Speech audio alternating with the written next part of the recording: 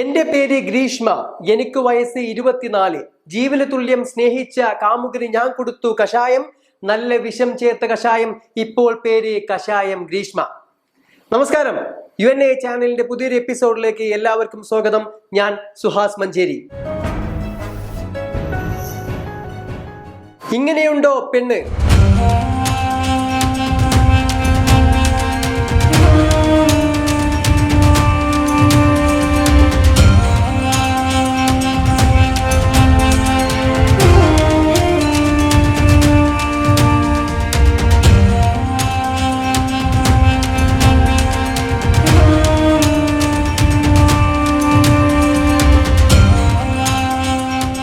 ഷാരോൺ വധക്കേസിൽ Neyyattinkara additional sessions കോടതി തൂക്കുകയർ വിധിച്ചതോടെ വധശിക്ഷയ്ക്ക് വിധിക്കപ്പെടുന്ന കേരളത്തിലെ പ്രായം കുറഞ്ഞ വനിതാ കുറ്റവാളിയായി ഗ്രീഷ്മ മാറി.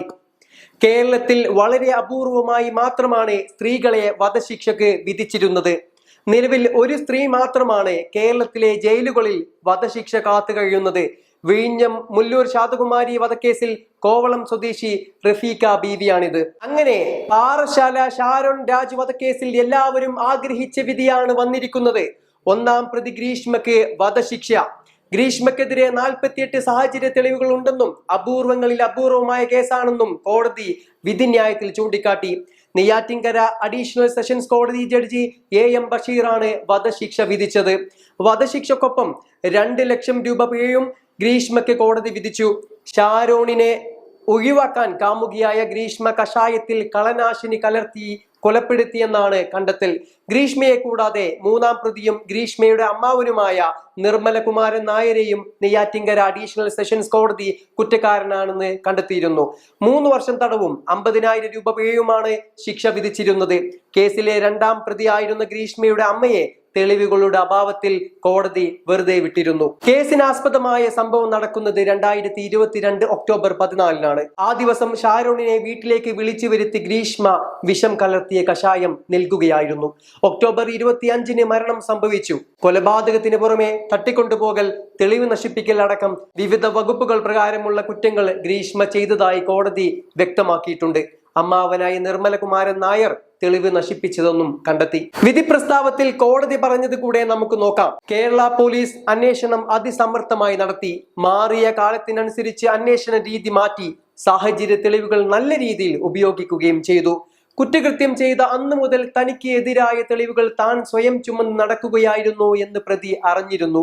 വിവാഹ നിശ്ചയത്തിനു ശേഷം ഷാരോണുമായി പ്രതി ലൈംഗിക ബന്ധത്തിൽ ഏർപ്പെട്ടു എന്ന് തെളിഞ്ഞതായി കോടതി വിധി പ്രസ്താവത്തിൽ വ്യക്തമാക്കി. ബന്ധം അവസാനിപ്പിക്കാൻ തീരുമാനിച്ചാൽ വിഷം നൽകി കൊലപ്പെടുത്തുന്നത് സമൂഹത്തിന് തെറ്റായ സന്ദേശം നൽകുമെന്നും കോടതി പറഞ്ഞു. ഗ്രീഷ്മ നടത്തിയത് വിശ്വാസവഞ്ചനയാണ്. മരണക്കിടക്കയിലും ഷാരോൺ ഗ്രീഷ്മയെ സ്നേഹിച്ചു.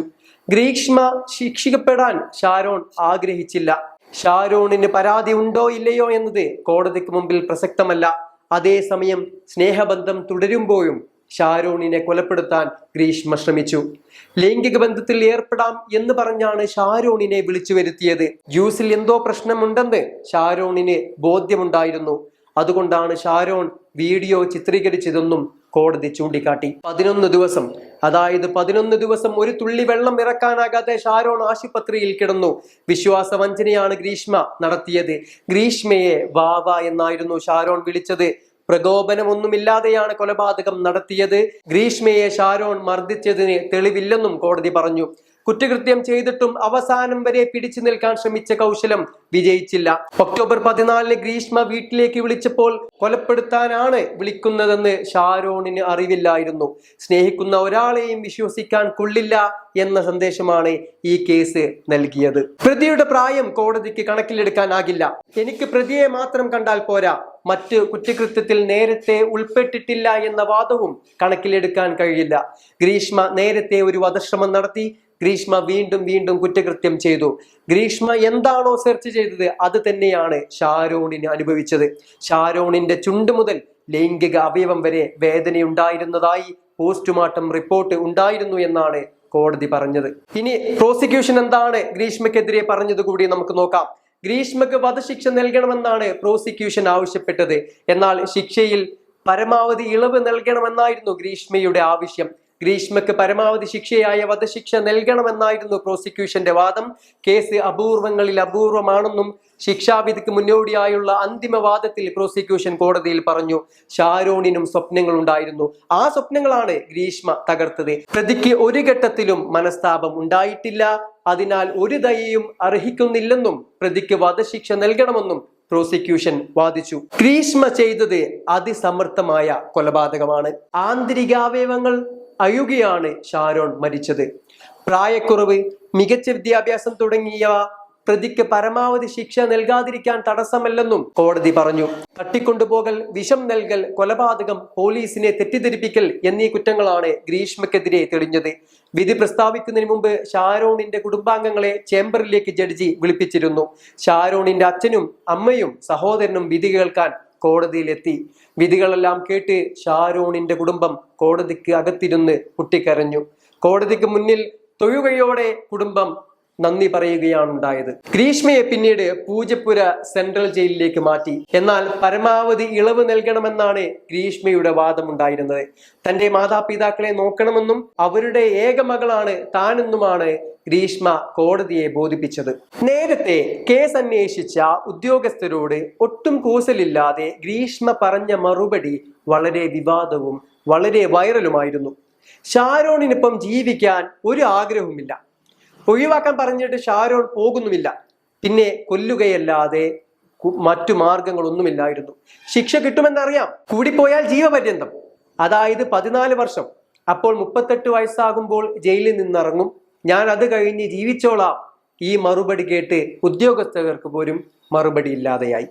എന്നാൽ ഗ്രീഷ്മയുടെ ദുരാഗ്രഹങ്ങളെല്ലാം കാറ്റിൽ പറത്തിയാണ് കോടതി വിധി വന്നത്.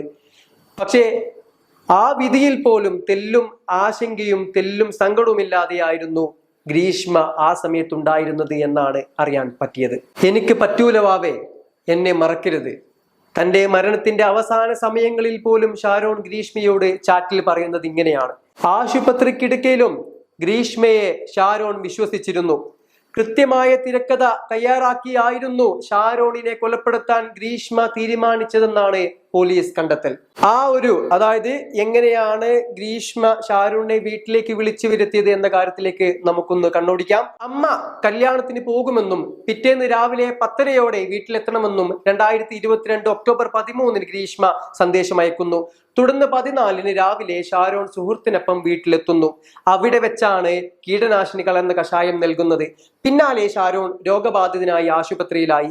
25-നാണ് ഷാരോൺ മരിക്കുന്നത്, അതായത് 11 ദിവസങ്ങൾക്ക് ശേഷം. മരണത്തിന് തൊട്ടു മുമ്പുള്ള ദിവസങ്ങളിലും ഷാരോണിന് താൻ വിഷം നൽകിയിട്ടില്ലെന്നതിൽ ഗ്രീഷ്മ ഉറച്ചു നിന്നു.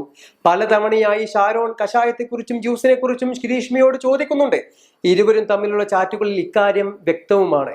വിഷം ഉള്ളിൽ ചെന്ന് അവശനായി ആശുപത്രിയിൽ കിടക്കുമ്പോഴും ഗ്രീഷ്മ തന്നെ വഞ്ചിക്കില്ലെന്ന് ഷാരോൺ വിശ്വസിച്ചു. സോറി ഇച്ചായ, ഞാൻ ഇത്രയും പ്രതീക്ഷിച്ചില്ല. കഷായം കുടിച്ചതിന് ശേഷം എനിക്കും ഛർദി ഉണ്ടായിരുന്നു. ജ്യൂസ് കൂടി കുടിച്ചത് കൊണ്ടായിരിക്കാം ഛർദി ഉണ്ടായത് എന്നാണ് കഷായത്തെക്കുറിച്ചുള്ള ഷാരോണിന്റെ ചോദ്യങ്ങൾക്ക് ഗ്രീഷ്മ മറുപടി നൽകിയത്. ഷാരോണിന്റെ മരണശേഷവും ഇക്കാര്യത്തിൽ ഗ്രീഷ്മ ഉറച്ചു നിൽക്കുകയായിരുന്നു. ഷാരോണിന്റെ സുഹൃത്തുക്കളോട് അവനോട് ഞാൻ അങ്ങനെ ചെയ്യോ എന്നാണ് ഗ്രീഷ്മ ചോദിക്കുന്നത്. താൻ കുടിച്ചിരുന്ന കഷായത്തിന്റെ ബാക്കിയാണ് ഷാരോൺ കുടിച്ചതെന്നും താൻ മറ്റൊന്നും നൽകിയിട്ടില്ലെന്നും അവനെ എന്തിനാണ് ഞാൻ അപായപ്പെടുത്തുന്നതെന്നും ഗ്രീഷ്മ ചോദിക്കുന്നുണ്ട്. ഷാരോണിന്റെ സഹോദരനുമായുള്ള ഗ്രീഷ്മയുടെ കോൺവെർസേഷനും റെക്കോർഡിങ്സുകളെല്ലാം നമ്മൾ പല സോഷ്യൽ മീഡിയയിലൂടെ നമ്മൾ കണ്ടതുമാണ്. ആശുപത്രിയിലാണ്, തീരെ സുഖമില്ല, എനിക്ക് പറ്റൂല വാവേ, എന്നെ മറക്കരുത് എന്നാണ് അവസാനത്തെ ചാറ്റിൽ ഷാരോൺ പറയുന്നത്. അതിന് മറുപടിയായി സ്നേഹത്തിന്റെ സ്മൈലിയും മീറ്റു, ഞാനും അങ്ങനെ തന്നെ പറയട്ടെ എന്നായിരുന്നു ഗ്രീഷ്മയുടെ സന്ദേശം. എന്തൊക്കെയായാലും സ്നേഹിക്കുന്ന ഒരാളെയും വിശ്വസിക്കാൻ കൊള്ളില്ല എന്ന സന്ദേശമാണ് ഈ കേസ് നൽകിയത് എന്ന കോടതി പ്രസ്താവന അക്ഷരാർത്ഥത്തിൽ സത്യമാണെന്ന് തന്നെ മനസ്സിലാക്കേണ്ടിയിരിക്കുന്നു.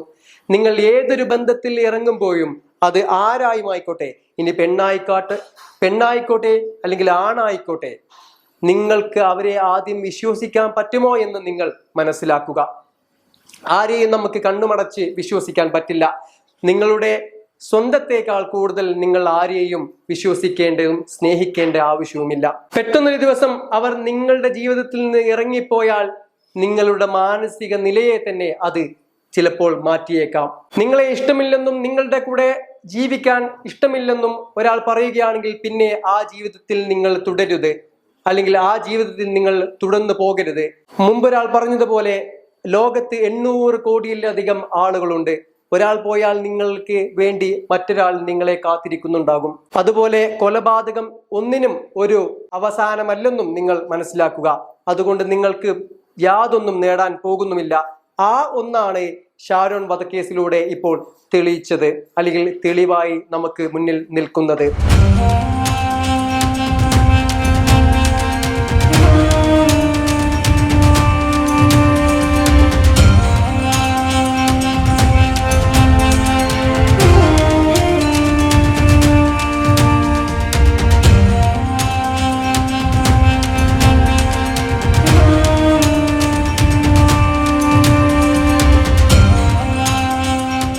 മറ്റൊരു കാമ്പുള്ള എപ്പിസോഡുമായി വീണ്ടും കാണാം.